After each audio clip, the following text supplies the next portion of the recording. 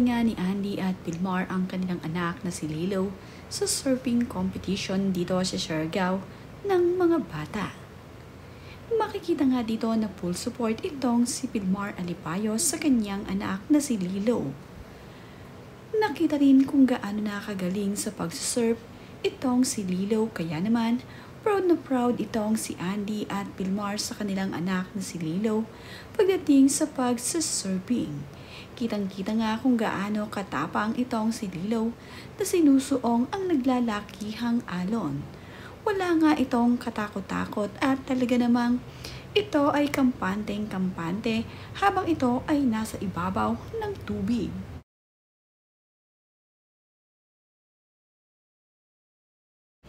Ibang level na nga ang anak ni Andy at Vilmar na si Lilo. Sumasali na nga ito sa mga competition at hindi naman nga nabigo itong si Vilmar Alipayo sa pagtuturo sa kanyang anak na si Lilo. Napakagaling at napakahusay na nga ng kanilang anak na si Lilo pagdating sa pagsasurfing. Alam na ni Lilo kung paano tatayo sa ibabaw ng surfing board at kung anong technique ang kanyang mga gagawin upang hindi agad siya mahulong sa kanyang sinasakyan na surfing board. Hindi naman nga nabigo itong si Vilmar Alipayo. Nakakuha ng 3rd place ang kanyang anak na si Lilo sa competition ng mga bata.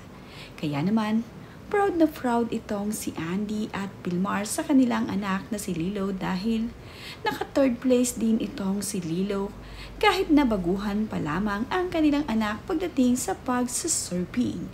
Masayang-masaya nga itong si Mama Andy at binati ang kanyang anak na si Lilo.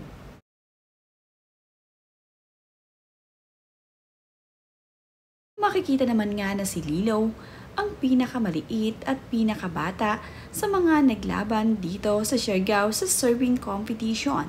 Kaya naman, bilang 3rd place ay hindi na masama para dito kay Lilo. One place. Okay. So can I remove KS? Or who should I remove? I can only collaborate with 5. Mga bata?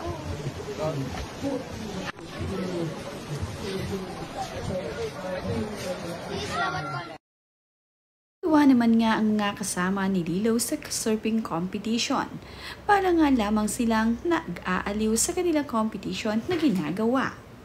Kabilang din itong si Andy Eigenman na sumali sa surfing competition dito sa Siargao. Makikita rin na napakalaki na rin ang improvement nitong si Andy Eigenman pagdating sa pagsasurfing. Turong-turo na nga ni Vilmar Alipayo itong si Andy Eigenman pagdating sa pagsasurf.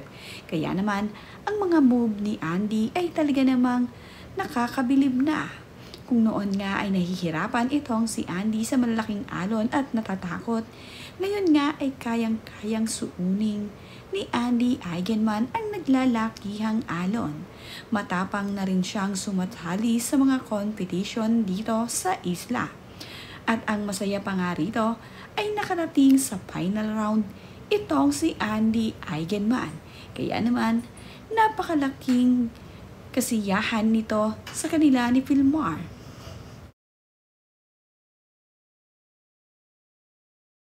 Pagkakapanalo nga nitong si Lilo ay talaga namang ipinag-celebrate ni na Andy at Vilmar.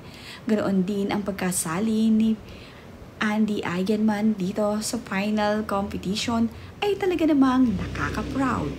Nagkaroon nga rin ng magasayang salo-salo para dito kina Andy at Vilmar.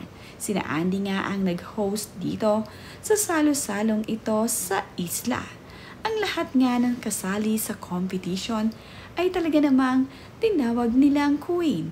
Napakainam ni Andy at Vilmar. May mga kapakasiyahan katulad nito sila dito sa isla.